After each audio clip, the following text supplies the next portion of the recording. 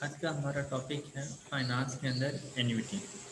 Annuity मतलब sequence of payment, series of payments.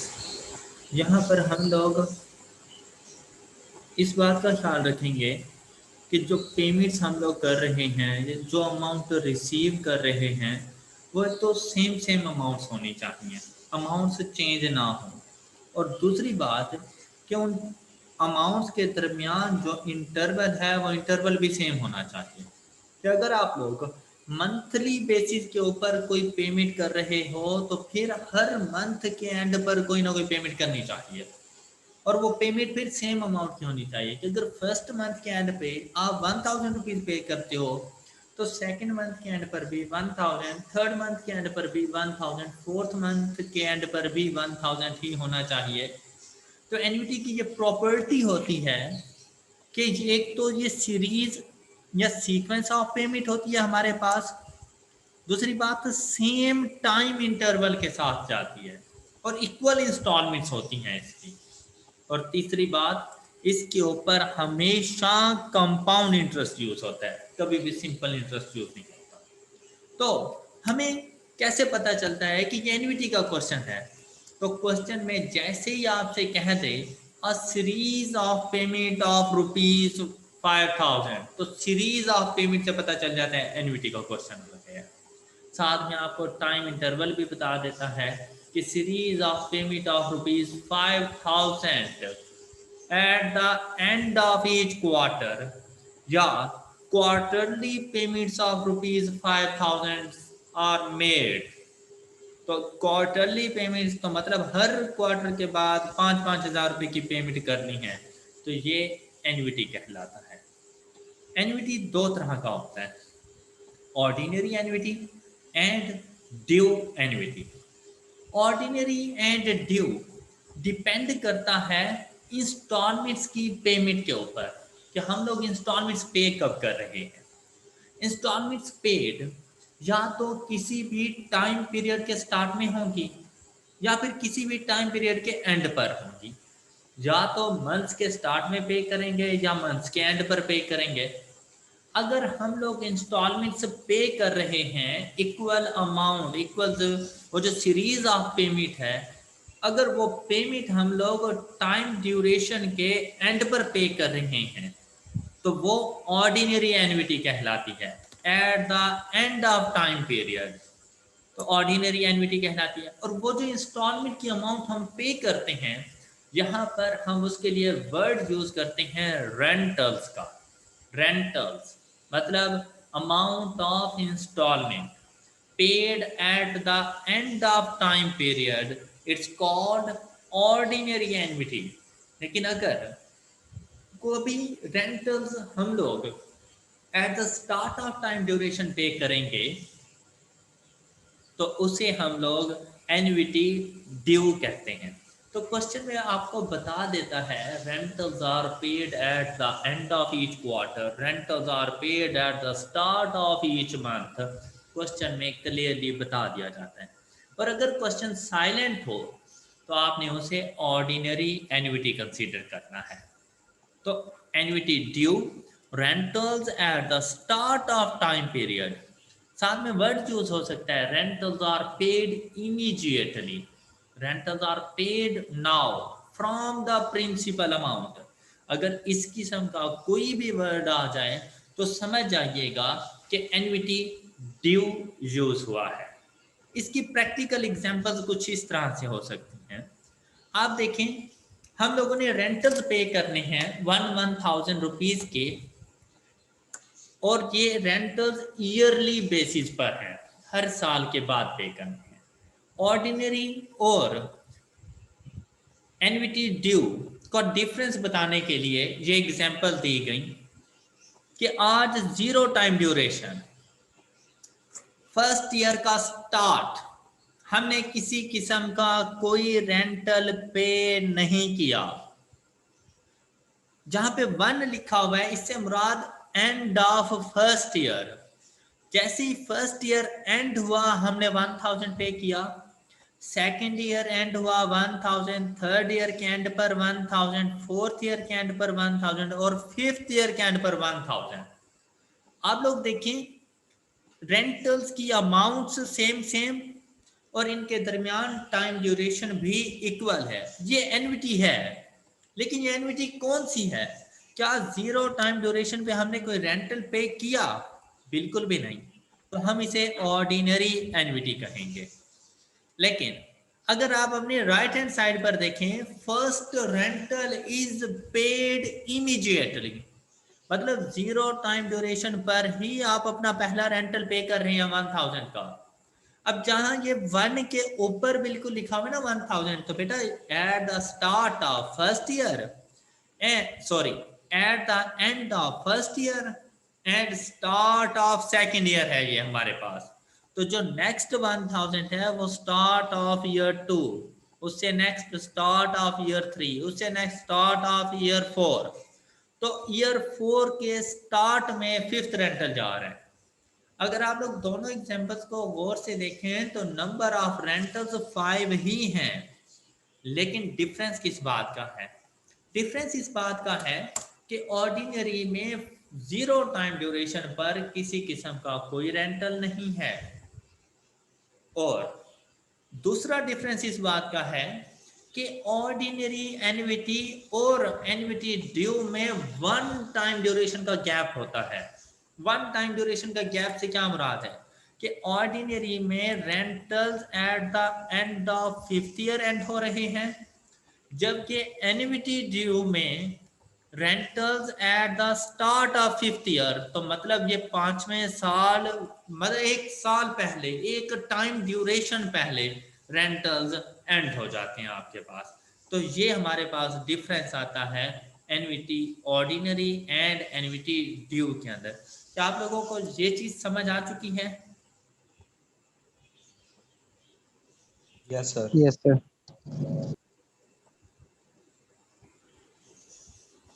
जी, अब next हम लोग चलते हैं। इसका कॉन्सेप्ट क्या है?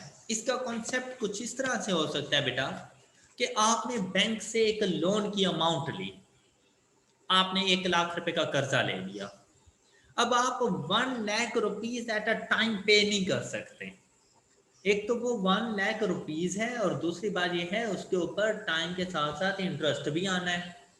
आप वो इकट्ठी अमाउंट सिंगल पेमेंट नहीं कर सकते।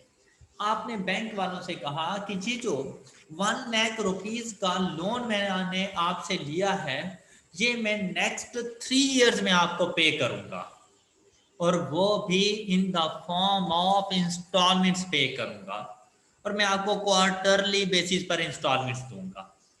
3 साल तक आपने इंस्टॉलमेंट्स देनी है, वो भी क्वार्टरली बेसिस पर। तो बेटा टोटल कितनी इंस्टॉलमेंट्स बन जाएंगी आपकी 3 इयर्स में? 12 इंस्टॉलमेंट्स। तो बेटा आप अपना लोन 3 इयर्स में, मतलब विद इन 12 इंस्टॉलमेंट्स के साथ पे करना चाह रहे हो, और आपके लोन की अमाउंट थी 1 लाख रुपीज। तो बैंक आपसे कहेगा कि हम इसके ऊपर इंटरेस्ट रेट चार्ज करेंगे, तो वो इंटरेस्ट रेट आपको बैंक खुद बता देगा। तो आप ये भी कैलकुलेशन कर सकते हैं कि आपको अब क्वार्टरली रेंटल्स पे कितने करने चाहिए।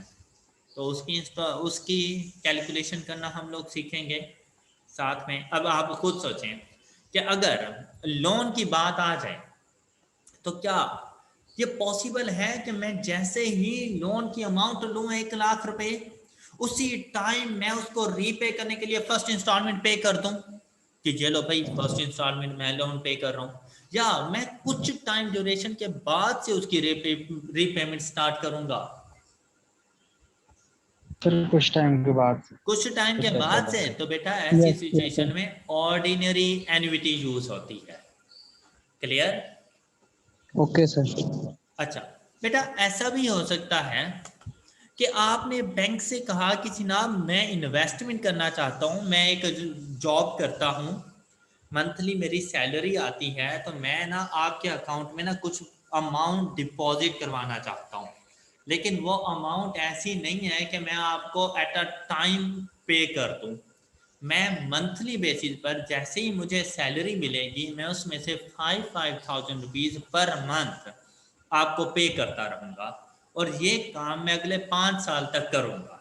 मतलब 5 साल तक पर मंथ मैं आपको 5,000 रुपीज़ पे करता रहूँगा।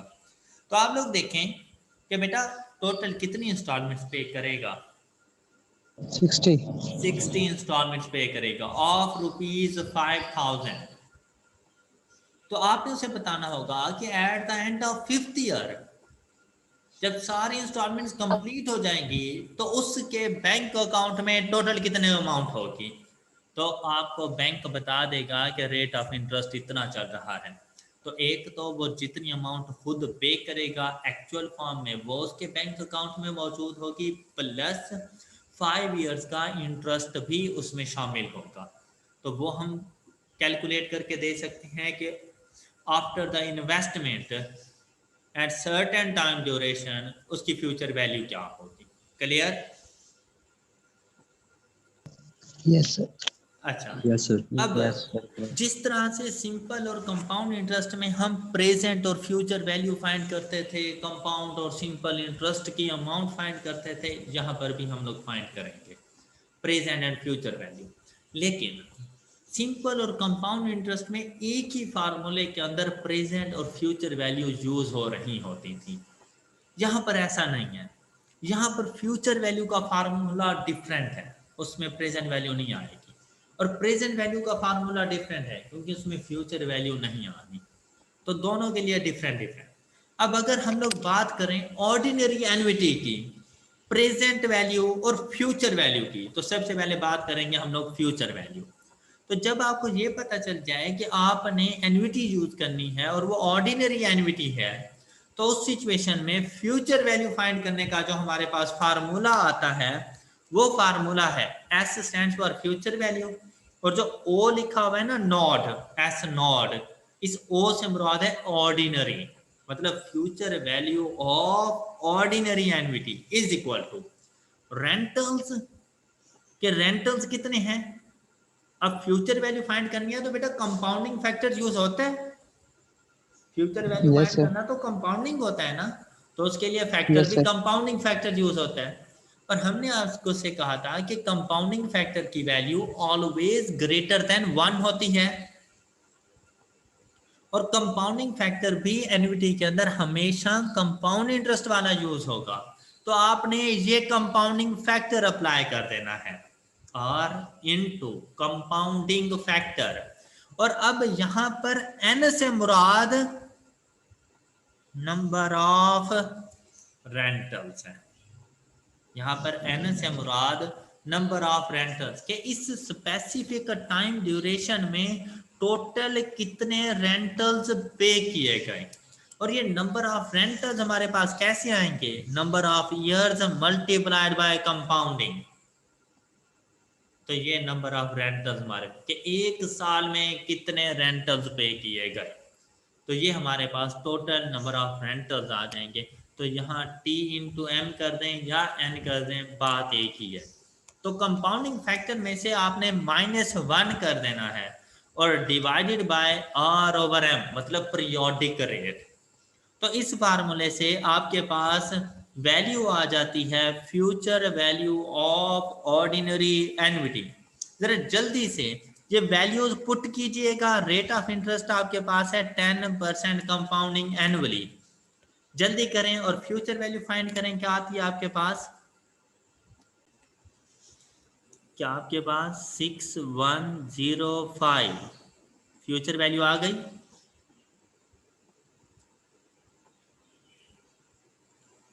क्या आपके पास 6105 फ्यूचर वैल्यू आ जाती है।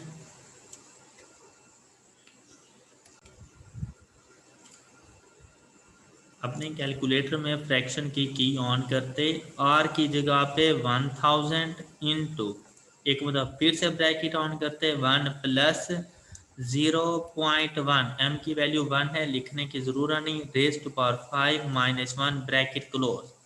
डिनोमिनेटर में जाते यस सर, और हो गया वहां सर। पर 0.1 लिख देते इज इक्वल टू, तो ये फ्यूचर वैल्यू है 6105। Yes clear? Sir. Yes sir. अब देखें एक्चुअल आपने पे कितने किए इन 5 ईयर्स, 5 ईयर्स में आपने टोटल पेमेंट कितनी की? 5,000. 5000। तो इसमें इतना परेशान होने वाली क्या बात थी? 5000 कैसे पता चला? Number of rentals into amount of rental. तो ऐसा नहीं है 5 इंटू 1000। तो आपने एक्चुअल पे कितना किया? 5000। 5,000. तो आपकी फ्यूचर वैल्यू कितनी है?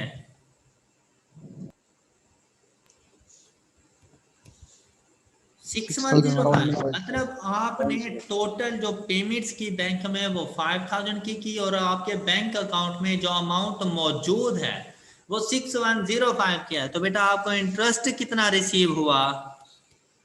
1105. 1105।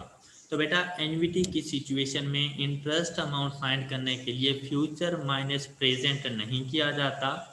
ऐसी सिचुएशन में फ्यूचर माइनस एक्चुअल पेमेंट, और एक्चुअल पेमेंट आती है एन आर से। एन से मुराद नंबर ऑफ रेंटल्स और आर से मुराद अमाउंट ऑफ रेंटल। तो एक्चुअल पेमेंट का कंपैरिजन फ्यूचर वैल्यू से कर लेंगे तो ये इंटरेस्ट की अमाउंट बन जाती है आपके पास। क्या ये पॉइंट क्लियर है सबको? Yes Okay, sir, sir. Clear इसी है. तरह अगर हम लोगों ने इसकी प्रेजेंट वैल्यू फाइंड करनी हो, प्रेजेंट वैल्यू से मुराद जीरो टाइम ड्यूरेशन की वैल्यू, प्रेजेंट वैल्यू फाइंड करनी हो, तो प्रेजेंट वैल्यू के लिए कौन सा फैक्टर यूज होता रहता है? Discount. डिस्काउंटिंग। और डिस्काउंटिंग फैक्टर की वैल्यू हमेशा लेस देन 1 होती है। Yes, sir. यही रीजन है कि यहाँ पे 1 को फिर पहले रखा जाता है, मतलब ग्रेटर वैल्यू पहले रखी जाती है ना। तो कंपाउंडिंग फैक्टर 1 से ग्रेटर होता है तो कंपाउंडिंग फैक्टर पहले, यहाँ पे 1 डिस्काउंटिंग फैक्टर से ग्रेटर है तो 1 पहले, minus discounting factor divided by periodic rate. तो ये आपके पास बन जाती है प्रेजेंट वैल्यू। जरा जल्दी से प्रेजेंट वैल्यू फाइंड करें। 3791 आपके पास आती है प्रेजेंट वैल्यू। 51. ठीक. तो प्रेजेंट वैल्यू हमारे पास आ जाती है 3791। तमाम स्टूडेंट ने फाइंड कर लिया? तमाम स्टूडेंट ने फाइंड कर लिया?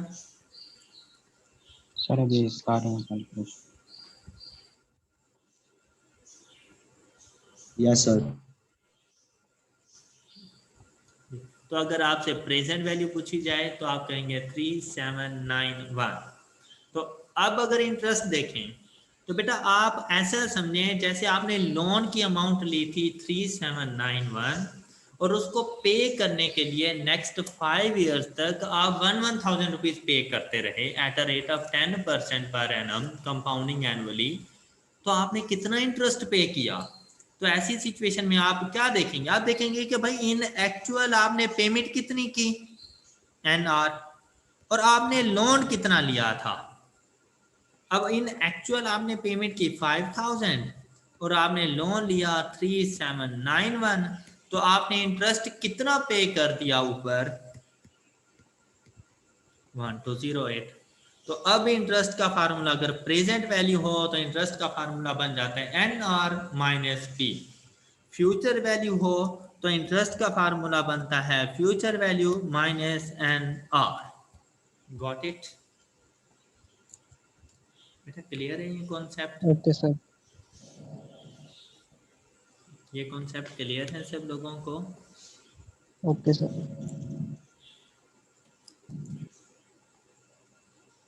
जी। अब ये थी बेटा ऑर्डिनरी एन्युटी के अंदर प्रेजेंट और फ्यूचर वैल्यू फाइंड करना। ऑर्डिनरी एन्युटी के अंदर प्रेजेंट और फ्यूचर वैल्यू फाइंड करना। अगर आप लोग गौर से देखें और ये बातें आपने याद भी रखनी हैं कि ऑर्डिनरी एन्युटी के अंदर फ्यूचर वैल्यू उस टाइम ड्यूरेशन की होती है जहां पर लास्ट रेंटल पे किया जाता है। आप देखिए आपने 5 ईयर्स टाइम ड्यूरेशन लिया था और ये eight the end of 5th year था और आपकी लास्ट इंस्टॉलमेंट भी उसी टाइम ड्यूरेशन की थी। तो आपकी फ्यूचर वैल्यू हमेशा उस टाइम ड्यूरेशन की होती है जहां पर लास्ट रेंटल पे किया जाता है। क्या मैंने सही कहा? Yes sir.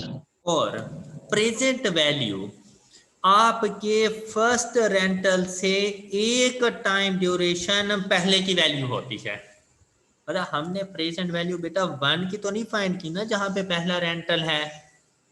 ऑर्डिनरी का फार्मूला लगा के जो हमने प्रेजेंट वैल्यू फाइंड किया वो तो 0 टाइम ड्यूरेशन की है, और 0 टाइम ड्यूरेशन मतलब 1 time duration before the first rental हमारे पास प्रेजेंट वैल्यू आती है। क्या ऐसा नहीं है? आपको नजर आ रहा है ना इसी तरह से? जी बेटा, यस सर। अब आपने इस बात को यस ना सर। हमेशा याद रखना है, ये बात आपके बहुत काम आएगी। अब अगर हम लोग बात करें एन्युटी ड्यू की, तो एन्युटी ड्यू और ऑर्डिनरी एन्युटी के फार्मूलाज में कोई फर्क नहीं है। ये देखें, क्या कोई डिफरेंस है फार्मूले में? No sir. इसी तरह प्रेजेंट वैल्यू के फार्मूले में भी कोई डिफरेंस नहीं है। ये देखें, सेम है। क्या ऐसा ही है? जी सर। तो बेटा डिफरेंस है किस चीज का? डिफरेंस रेंटल्स में देखें तो इस चीज का है कि ऑर्डिनरी के अंदर rentals at the end of time duration और ड्यू के अंदर rentals at the start of time duration होते हैं। ऐसे ही है। यस। Yes sir. तो बेटा इनके फार्मूलाज में सिर्फ एक छोटा सा चेंज है, और वो चेंज है इस एक कंपाउंडिंग फैक्टर का। चाहे प्रेजेंट वैल्यू फाइंड कर रहे हैं, चाहे फ्यूचर वैल्यू फाइंड कर रहे हैं, आपने सिर्फ एक कंपाउंडिंग फैक्टर इसके साथ मल्टीप्लाई करवा देना है, 1 प्लस आर ओवर एम। तो अगर आप इसके साथ सिर्फ ये एक कंपाउंडिंग फैक्टर मल्टीप्लाई करवा दें तो फिर ये future value of annuity due का फार्मूला हो जाता है। इसी तरह से ये present value of annuity due का फार्मूला हो जाता है। जी बच्चे, ओके। Okay sir. जरा वैल्यूज फाइंड करके मुझे बताएं कि क्या फ्यूचर वैल्यू ये और प्रेजेंट वैल्यू 4170 आ रही है हमारे पास? जल्दी करें बेटा, शाबाश। तो बेटा आपके पास एन्युटी ड्यू में फ्यूचर वैल्यू 6716 और प्रेजेंट वैल्यू 4170। एम आई राइट? Yes sir. तो Yes, sir. इसका ना जरा लॉजिक देखते हैं, इसका जरा कॉन्सेप्ट देखते हैं कि हमने ये एक फैक्टर ऐड कैसे कर लिया इसके साथ। ऐड नहीं, बेसिकली मल्टीप्लाई हमने इसके साथ कैसे कर लिया। अभी आप देखें, मैंने आपसे कहा कि अगर ऑर्डिनरी एन्युटी यूज करेंगे, ऑर्डिनरी एन्युटी, तो फ्यूचर वैल्यू उस टाइम ड्यूरेशन की होती है जहां पर लास्ट रेंटल पे किया जाए। क्या मैंने ये बात कही थी आपसे? Yes sir. तो बेटा ये देखें, ये वाला फार्मूला है ऑर्डिनरी एन्युटी का। तो इसने तो हमें पहुंचा देना है इधर तक जहां पे लास्ट रेंटल मौजूद है। अब लास्ट रेंटल तो इधर ही था ना, तो जी इसने सर। हमें पहुंचा दिया at the end of 4th year, मतलब at the start of 5th year. और हमने फ्यूचर वैल्यू फाइंड करनी थी इस पॉइंट की। ऐसे ही जी है ना? सर। तो बेटा इस फार्मूले ने तमाम अमाउंट्स यहां पर हमें दे दी। अब यहां से आगे सिर्फ एक कंपाउंडिंग फैक्टर नहीं है, एक टाइम ड्यूरेशन नहीं है, एक ही है इस सर। अमाउंट की 1 टाइम कंपाउंडिंग कर दें। तो क्या अब आपको फार्मूले की समझ आ गई है बेटा? जी सर। रट्टा तो नहीं लगाना पड़ेगा ना इसको, और ना ही फार्मूलाज को। सर ये लास्ट टर्म के लिए, फर्स्ट टर्म के लिए नहीं ऐड जो मल्टीप्लाई हुआ है। हाँ? बेटा इन तमाम की फ्यूचर वैल्यू इधर तक गई है, सिर्फ 1000 की नहीं गई। यहां से ना ये टोटल इनकी फ्यूचर वैल्यू ये वाली बन चुकी है 6105। इस यस सर। 6105 टोटल उठाया और यहां से इधर लेकर गए, तो वो 6716 बन गया। Okay sir. ओके, ये सिर्फ 1000 को नहीं लेके जा रहे हम लोग। Okay sir. इसी तरह से हमने कहा ऑर्डिनरी के अंदर कि ऑर्डिनरी एन्युटी के अंदर present value one time duration before, first instalment से एक टाइम ड्यूरेशन पहले। बेटा फर्स्ट इंस्टॉलमेंट इधर थी, हमें वैल्यू यहाँ की चाहिए थी। अगर हम लोग ऑर्डिनरी एन्युटी की प्रेजेंट वैल्यू का फार्मूला यूज करेंगे तो वो तो हमें इससे एक टाइम ड्यूरेशन पीछे को भेज देगा। जी सर। ऐसा ही है क्या? हमने यस -1 तक रहना था, हम फिर इसको यहां से आगे मूव कराएंगे। तो आगे मूव कराने के लिए तो बेटा कंपाउंडिंग की जाती है ना। जी सर। और कितने टाइम ड्यूरेशन के लिए? 1 पीरियड के लिए। तो 1 इसीलिए पीरियड 1 मल्टीप्लाई। पीरियड के लिए इसकी कंपाउंडिंग करवा दी, तो उसको वापसी 0 पर लेकर आ जाते हैं हम लोग। अब क्लियर है आप लोगों को? सर एक क्वेश्चन पूछ सकता हूँ यहाँ पर? हाँ हाँ पूछें। सर ये मल्टीप्लाई क्यों हुआ, ऐड क्यों नहीं हुआ सर? ये जो फैक्टर है जी सर। बेटा, तो फिर तो सिंपल और कंपाउंड इंटरेस्ट के आपने कॉन्सेप्ट की ऐसी की तैसी करके रख दी है। अमाउंट ये देखो ना, जब फ्यूचर वैल्यू फाइंड करते थे कंपाउंड, तो क्या कभी देखा है कि मैंने इसको यूं किया हो?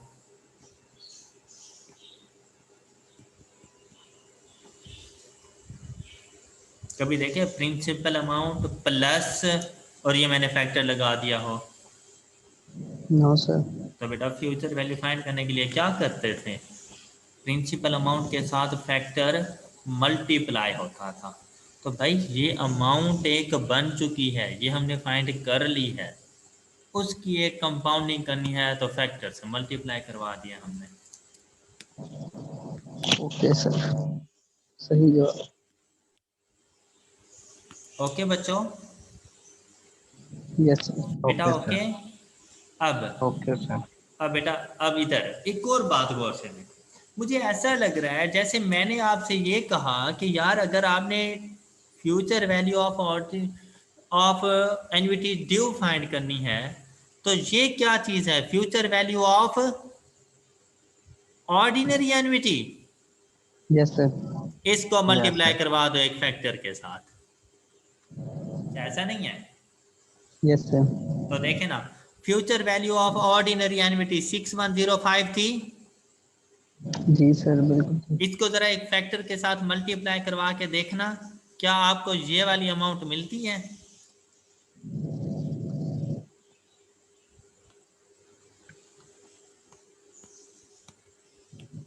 Yes sir. Yes okay. Sir. और इसी ओके तरह सर। से अगर आप लोग प्रेजेंट वैल्यू को देखो, तो present value of annuity due is equal to ordinary present value multiplied by one factor. तो ये देखें 3791, इसको मल्टीप्लाई वन फैक्टर करना, क्या 474170 आता है? Yes sir. तो आता क्या है। तो क्या बेटा आपको ये बातें समझ आ चुकी हैं? कभी ऐसा भी हो सकता है कि आपको future value of ordinary annuity दे दी जाए और future value of due annuity पूछ ली जाए। अब रेंटल्स वगैरह नहीं बताएगा, सिर्फ रेट ऑफ इंटरेस्ट और उसकी कंपाउंडिंग बता देगा। और इसी तरह ओके से sir. Present value of ordinary annuity देकर present value of due annuity पूछ लेगा, रेट ऑफ इंटरेस्ट आपको बता देगा, तो आप उसे फाइंड करके दे सकते हैं ना। यस सर, इसी मल्टीप्लाई बाय 1 फैक्टर। इसी तरह से बेटा अगर वो आपको ये वाली ड्यू की अमाउंट दे दे और ऑर्डिनरी पूछ ले, तो क्या आप ये भी बता सकेंगे उसे? यस सर, ये भी हो जाएगा। ओके। जहां तक ओके कोई सर। ऐसा कॉन्सेप्ट जो आप लोगों को समझ ना आया हो। हाँ यस सर। सर, जी बेटा। नंबर ऑफ रेंटल से नंबर ऑफ, इसमें जो टाइम है, हाँ हाँ ठीक है बोलें। टाइम एयर हाँ में जी लाजमी है हाँ सर। जी हाँ जी, टाइम इन ईयर्स। अब देखिए बेटा, अगर आपसे कहा जाए कि आपने नेक्स्ट 5 ईयर्स तक क्वार्टरली पेमेंट्स करनी है, तो आप मल्टीप्लाइड बाय 4 कर दें तो टोटल पेमेंट्स 20 हो जाएंगी। यहाँ पर बेसिकली आप टी ना याद रखें, आप क्या याद रखें? एन। और एन से मुराद नंबर ऑफ रेंटल्स। क्या आप ये देखें टोटल नंबर ऑफ रेंटल्स कितने हैं? अब क्लियर? Okay okay sir. सारे शाबाश। क्वेश्चन है इसमें। जी जी। एनविटी ड्यू में हम इंटरेस्ट की वैल्यू नहीं फाइंड करते। नहीं, वो इंटरेस्ट तो बिल्कुल सेम ही है। इंटरेस्ट के फार्मूले में कोई चेंज नहीं है कि फ्यूचर वैल्यू गिवन हो तो एस माइनस एन आर, और अगर प्रिंसिपल अमाउंट गिवन हो तो एन आर माइनस पी, चाहे वो अब पी ऑर्डिनरी है या ड्यू है, फ्यूचर वैल्यू एस ऑर्डिनरी है चाहे ड्यू है, मेथड सेम है। Okay sir. जी। और किसी का कोई क्वेश्चन? अच्छा बेटा, ये फार्मूलाज वगैरह क्लियर है। अब यहाँ पे फार्मूलाज ओके। याद करने के लिए सिर्फ इतना कि बेटा अगर फ्यूचर वैल्यू है तो कंपाउंडिंग फैक्टर, प्रेजेंट वैल्यू है तो डिस्काउंटिंग फैक्टर, और इसका कंपैरिजन 1 के साथ करेंगे। अब जो चीज़ ग्रेटर होती है वो पहले आएगी, तो कंपाउंडिंग फैक्टर ग्रेटर होता है तो कंपाउंडिंग फैक्टर पहले, डिस्काउंटिंग फैक्टर स्मॉलर होता है तो डिस्काउंटिंग फैक्टर बाद में और 1 पहले। और अगर आपको ये ऑर्डिनरी के फार्मूले याद हो जाएं तो ड्यू के फार्मूला याद करना आपके लिए मसला नहीं होता। एम आई राइट? यस सर सही। तो बेटा ये था हमारे पास कंप्लीट एन्युटी का कॉन्सेप्ट जो कि हम लोगों ने डिस्कस कर लिया।